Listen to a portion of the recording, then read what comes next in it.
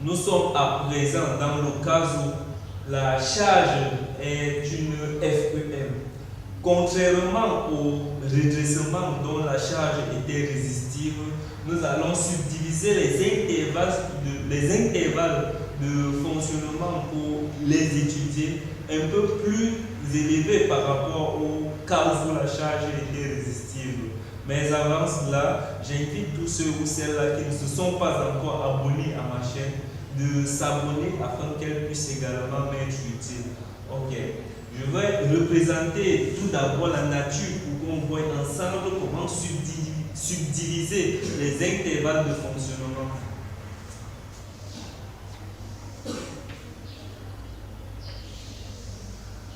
Nous avons là la nature de la tension d'alimentation avec une FEM donc constituée comme charge.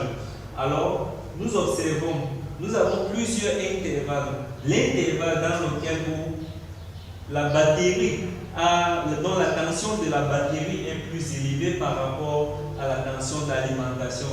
Nous avons les intervalles où la tension d'alimentation est supérieure à celle de la batterie, ainsi de suite. Alors nous allons donc subdiviser notre fonctionnement premièrement de 0 à cet endroit-ci, dont je vais appeler θ 1. Ensuite, je vais encore venir créer un décalage ici que j'appellerai θ 2. Il s'agit de l'endroit où il s'agit du point où la tension d'alimentation redevient encore inférieure par rapport à la tension de la charge. Et là, nous sommes à une demi-période pi, et là, nous sommes à 2pi. Alors, je vais subdiviser le fonctionnement en 1, 2, 3, en 3 parties, à savoir de 0 à θ 1, l'intervalle où la tension d'alimentation est inférieure à la FEM, et de θ 1 à θ 2, qui représente l'intervalle où la tension d'alimentation est supérieure à la FEM. Et l'intervalle de θ 2 à 2pi représentant l'intervalle où la tension d'alimentation est inférieure par rapport à la valeur de la FEM. Alors, allons plus voir clairement au niveau du fonctionnement.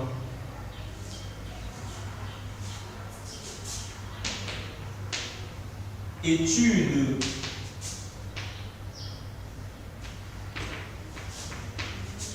qualitative. Dans l'étude qualitative, nous allons étudier le fonctionnement, ensuite tracer les grandeurs caractéristiques.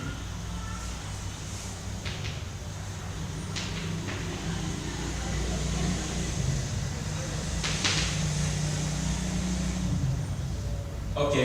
Concernant le fonctionnement, nous allons étudier premièrement si nous voulons dans la tendance positive de la tension d'alimentation V et dans la tendance négative de la tension d'alimentation V. Mais moi, je vais directement prendre à partir de θ 2, je vais étudier le fonctionnement pour tout le reste. Parce qu'en fait, la tension d'alimentation, la diode serait bloquée dans cet intervalle en fait. Ok. Bon. Pour θ appartenant à 0, de 0 à pi,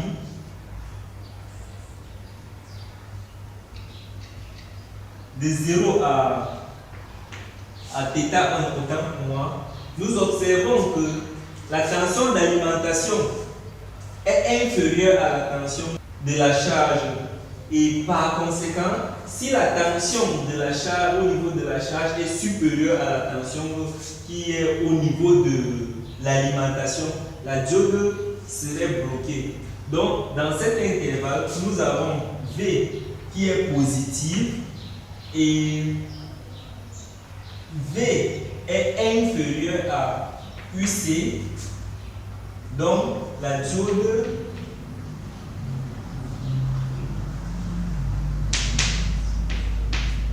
est bloquée. Et s'il faut lancer l'équation de Maille, je ne pourrais que lancer l'équation de Maille au niveau de pouvoir UC en fonction de R et E. Mais en fait, elle me donnerait ceci. UC moins RIC moins E égale à 0. Or, étant donné qu'aucun courant ne traverse dans la diode pour aller au niveau de la charge, donc cet élément-ci est égal à 0. Par conséquent, je retrouve UC qui me donne E. Ça concerne l'intervalle de 0 à θ1. Ok. Et dans l'intervalle de θ1 à θ2, pour θ appartenant à l'intervalle de θ1 à θ2, là, j'observe que la tension d'alimentation est supérieure à la tension de la charge. Par conséquent, la diode serait conductrice. Donc, j'ai V qui est toujours positif parce que je suis toujours dans l'alternance positive et j'aurai cette fois-ci V. D étant pour moi D conductrice. Et si D est conductrice, je vais venir lancer l'équation de Maille. J'aurai V moins VD moins QC égale à 0. Comme la diode est conductrice et dans nos hypothèses, nous avons considéré la diode comme parfaite, alors lorsqu'elle conduit, la tension à ses bornes est nulle, égale à 0. Donc j'aurai V. Donc cet élément-ci est égal à 0, ce qui me donne V égale à UC. Donc UC est égal à V dans cet intervalle. Ok. Et s'il me faut trouver la valeur de IC, il va falloir juste trouver l'équation de UC qui est égale à R IC plus E. Donc, IC me donne UC moins E sur R. Ici, il s'agit de l'expression de IC. Alors, je vais continuer l'étude avec l'intervalle où nous sommes dans le cas où θ appartient à l'intervalle de θ2 à π. Dans l'intervalle θ2 à π, la tension d'alimentation est inférieure par rapport à la FEM. Lorsque j'avais représenté tout à l'heure, c'était comme ceci.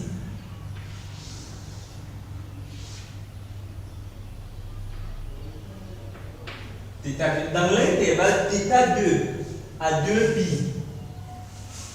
θ2 à 2π, j'observe que la tension d'alimentation est inférieure à la FEM et par conséquent, la diode serait donc bloquée. Et si la diode est bloquée, alors aucun courant ne va traverser, circuler dans la charge.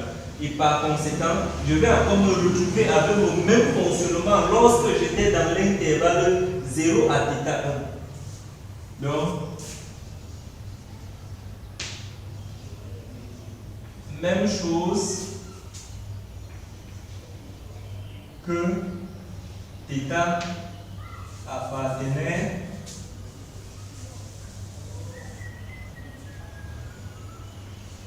de 0 à θ1. Alors, voilà, n'est-ce pas, toute l'étude que à mon niveau, je peux utiliser déjà pour représenter les courbes caractéristiques. Alors, je vais donc ainsi représenter les courbes.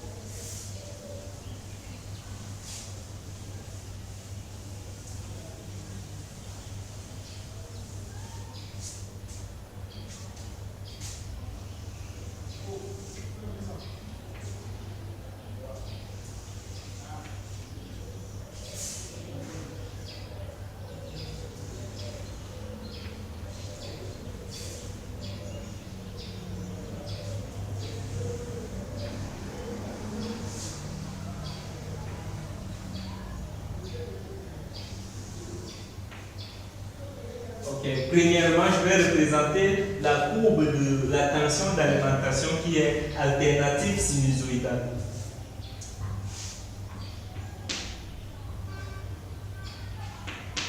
Et je vais tracer tous les diagrammes dans l'intervalle sur une période, donc de 0 à 2 pi.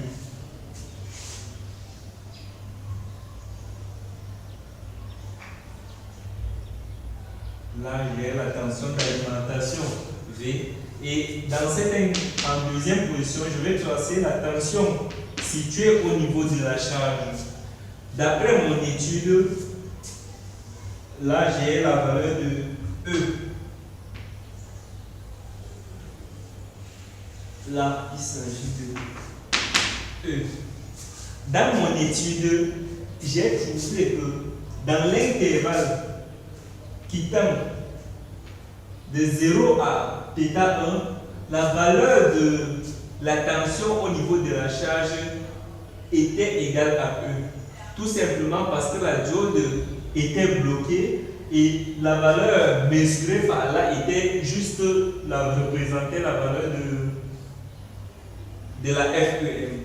Alors, dans l'intervalle, si j'ai ceci, E.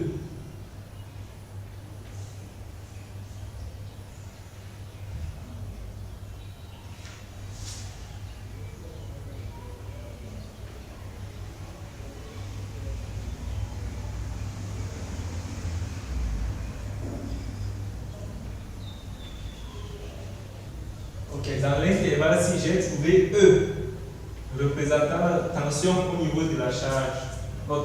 Et dans l'intervalle, si je me suis rendu compte que dans l'étude que j'ai faite, que la tension qui était située au niveau de la charge était semblable à V. Donc, UC était égal à V dans cet intervalle.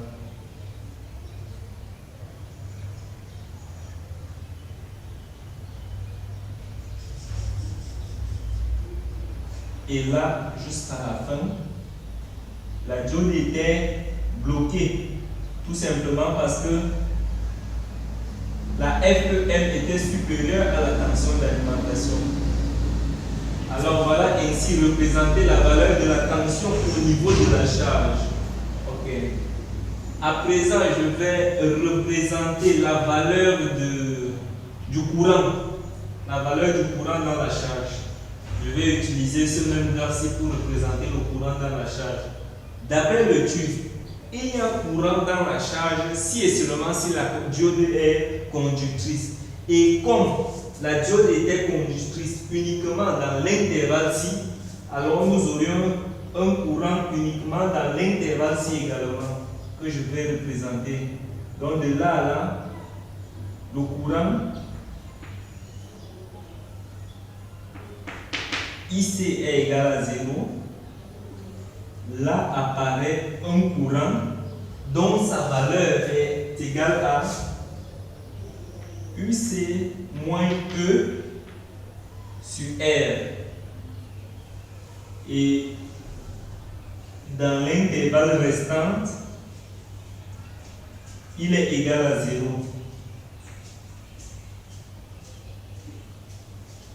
Ici, il s'agit de la courbe représentative du courant. Et je vais représenter maintenant comment se situe la nature de la tension VD au niveau de la charge. Peut-être j'ai omis de faire son étude lorsque je faisais l'étude du fonctionnement, mais c'est pas grave en fait. Alors, la valeur de cette tension, elle serait égale à, je vais représenter avec le stylo,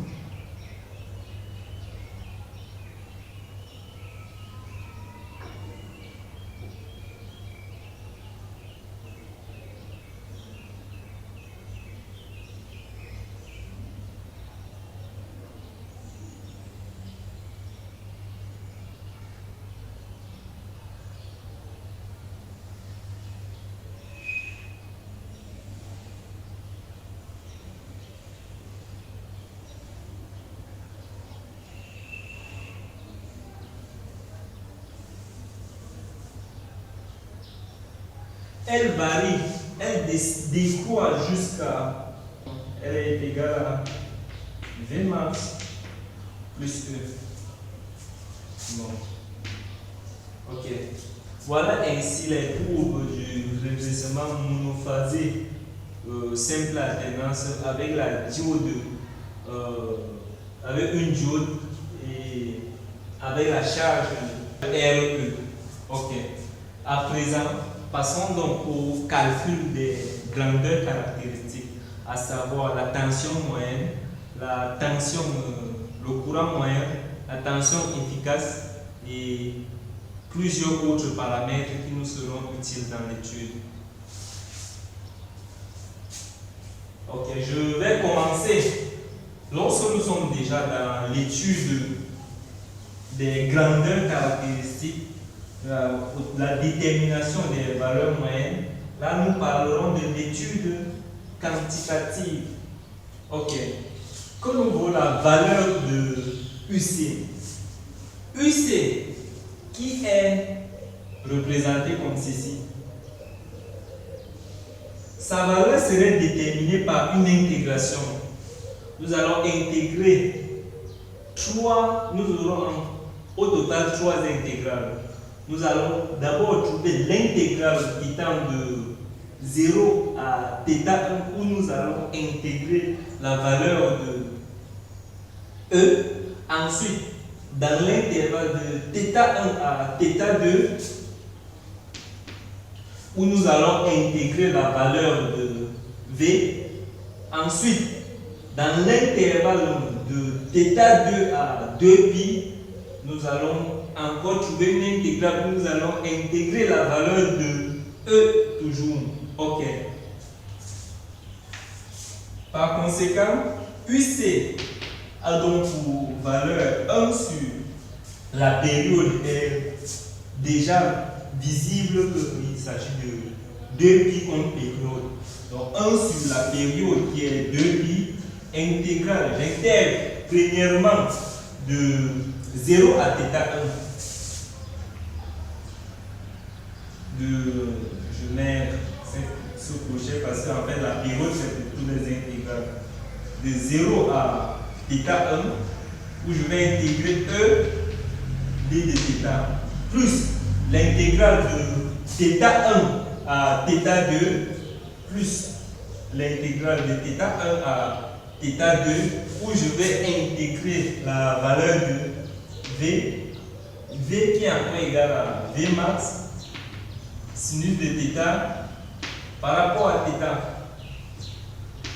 plus l'intégrale qui tend de θ2 à 2π de θ2 à 2π où je vais intégrer de nouveau la valeur de E.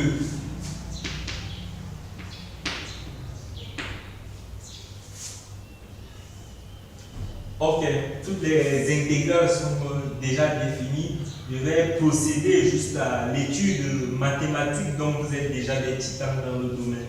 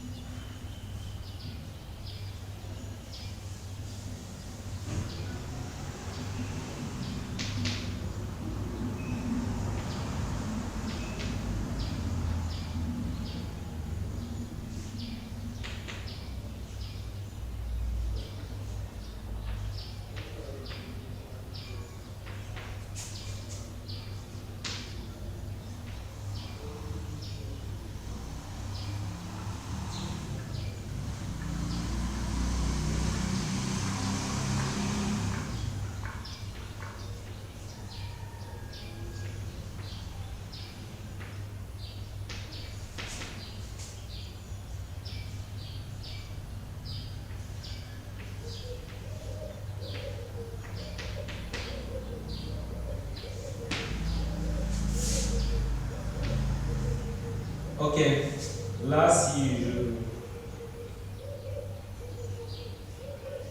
retire les intégrales, E facteur de θ1. θ1 moins 0 qui me donne θ1. Plus Vmax facteur de cosinus de θ1 plus moins autant pour moi moins cosinus de θ2 plus E facteur de 2pi moins θ2.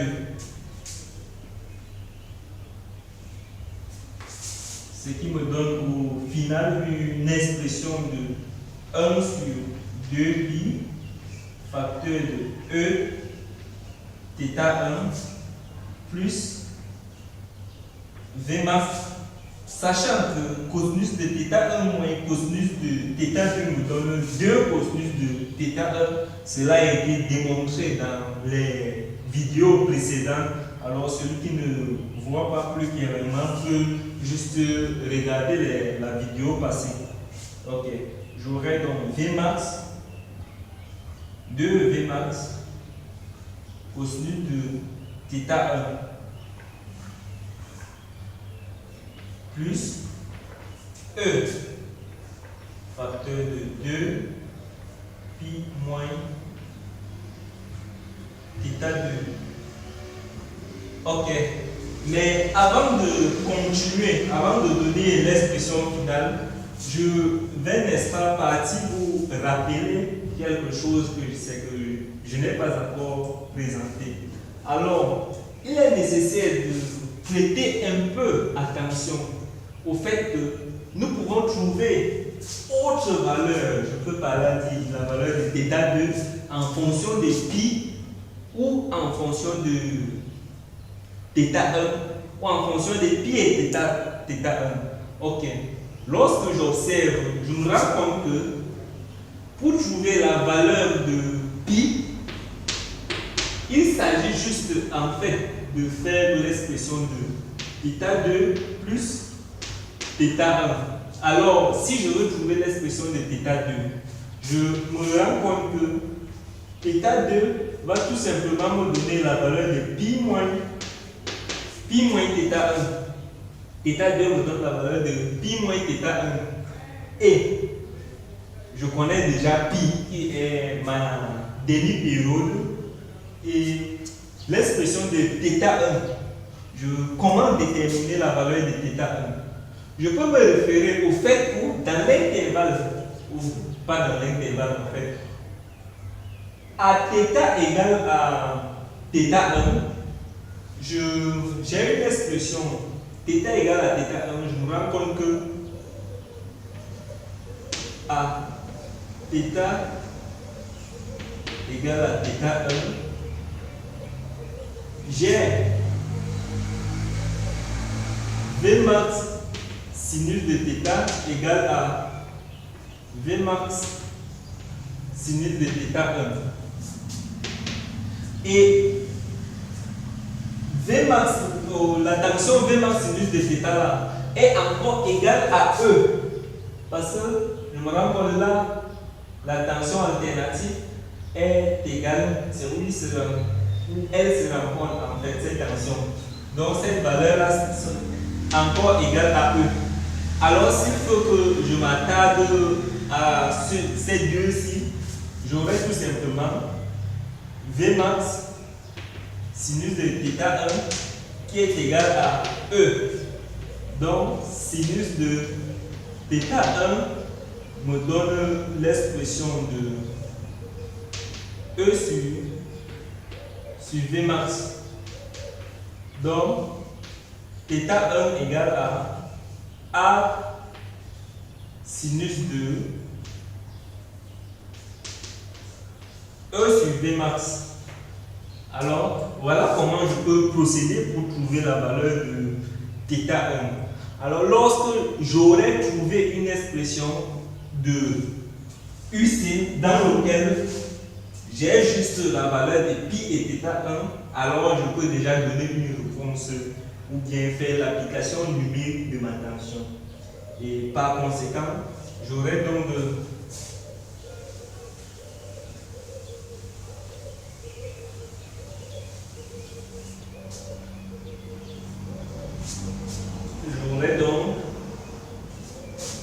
UC qui serait égal à 1 sur 2pi facteur de E θ 1 plus 2 Vmax cosinus de θ 1 plus E facteur de 2pi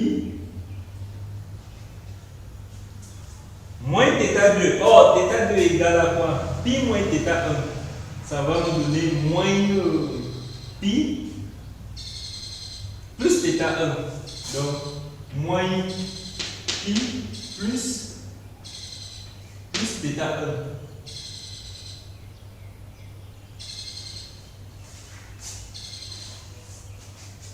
Ce qui se résume en 2pi facteur de E θ1 plus 2 Vmax cosinus de θ1 plus E facteur de pi plus θ1. Alors c'est l'expression de la tension au niveau de la charge présentée. C'est vrai que je peux mettre beaucoup de choses en facteur, à savoir celui-ci, je peux mettre E en facteur et je mélange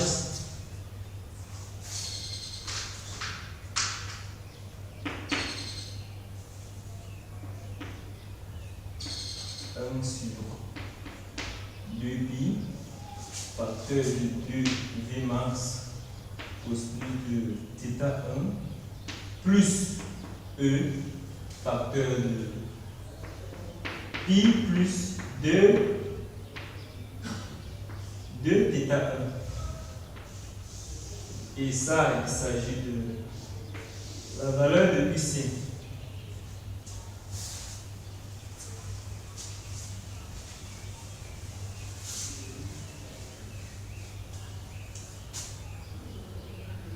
Alors, déterminons aussi à présent le courant moyen dans la charge. Il y a plusieurs manières qu'on peut utiliser pour trouver le courant moyen dans la charge. Nous savons premièrement que UC est égal à E plus RI. Alors, si nous voulons travailler avec les valeurs moyennes, UC moyen égal à E plus RI moyen. Nous pouvons donc à partir de là tirer l'expression de I moyen. Donc, I moyen qui va nous donner UC moyen moins E sur R. Ça, il s'agit de l'expression de UC moyen qui nous donne IC moyen. Le courant moyen dans la charge qui est comme ceci. Mais quelqu'un d'autre peut également décider de le passer autrement. Si par exemple vous avez trop d'inspiration, vous pouvez procéder encore par calcul. Cette fois-ci, il s'agira de calculer. Oh, c'est vrai que le tableau est petit et j'ai déjà effacé la courbe. Mais sinon, le courant était de θ1 à θ2 pi. Ouais.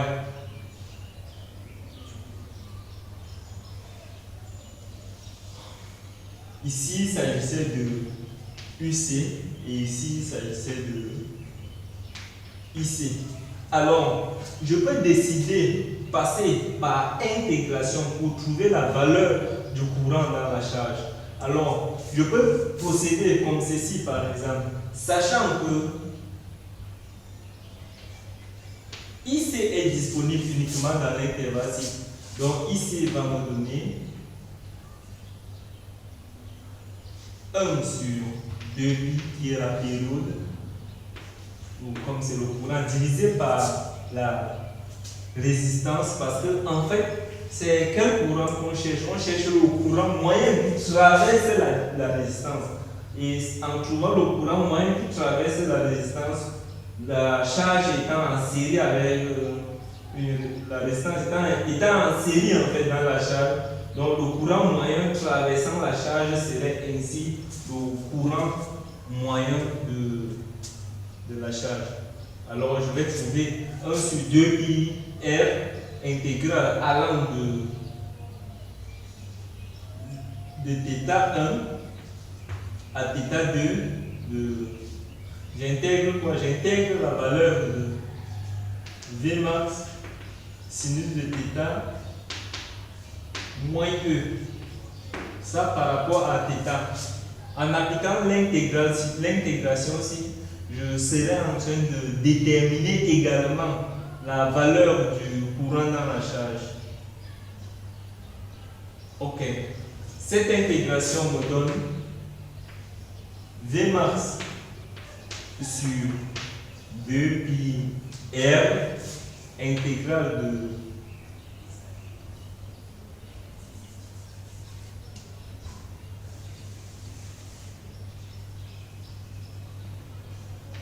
cette intégration me donne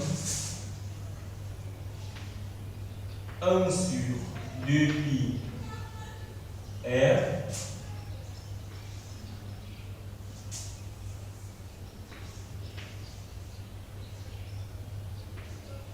Vmax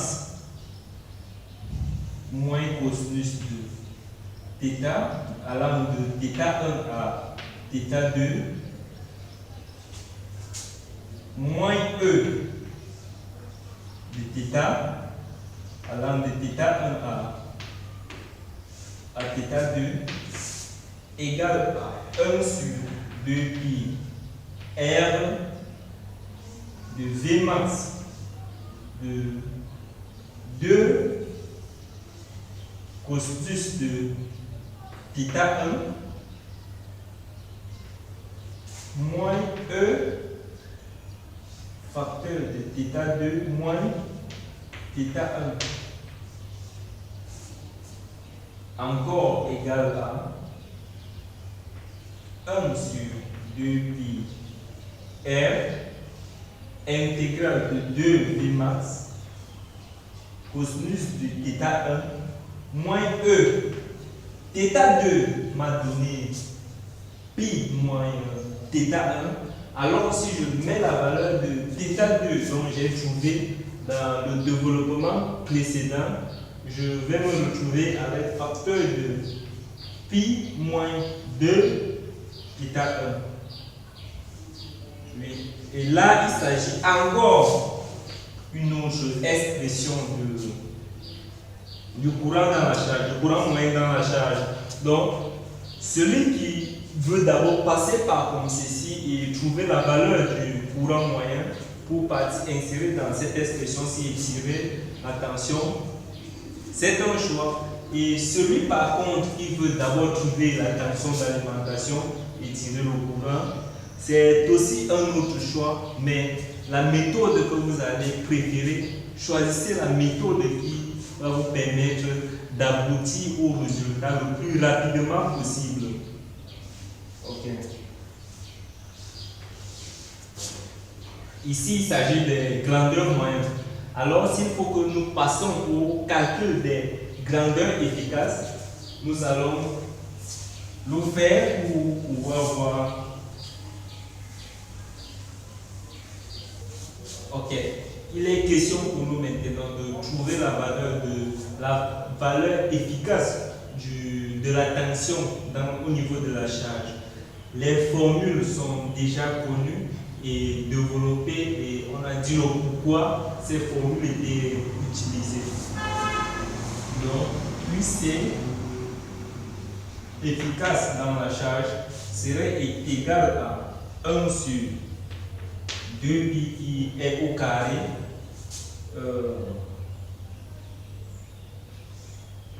intégrale de 0 à θ1 où je vais intégrer E au carré d de θ plus l'intégrale de θ1 à θ2 Vmax sinus de θ le tout au carré d de θ plus intégrale de θ 2 à 2 pi E au carré d de θ, le tout dans la racine. Et pour ne pas, je vais d'abord mettre ici au carré qui donne l'expression ci. Et ensuite, lorsque vous allez donc trouver la valeur de l'intégration ci, vous allez donc ajouter une racine au-dessus pour pouvoir trouver la valeur efficace de la tension au niveau de la charge. Parce que si on utilise simplement cette formule-ci,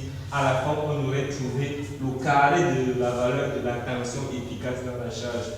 Le développement étant de plusieurs lignes, je vais vous laisser le soin de le développer par vous-même pour également vous entraîner.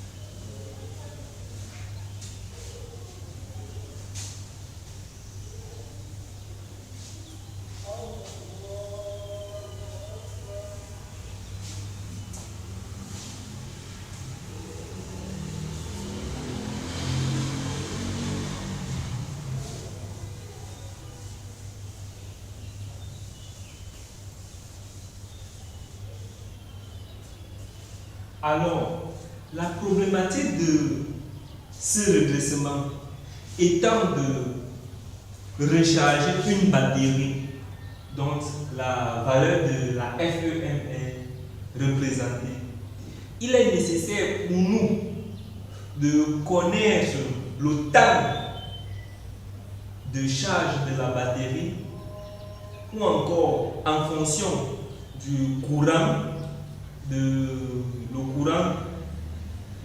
le courant moyen et en fonction du temps de charge de la batterie de déterminer l'énergie qui serait située dans la batterie.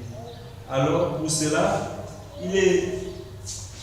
nous avons Q qui est égal à I moyen multiplié par T. Donc par conséquent, le temps de charge de la batterie serait donc égal à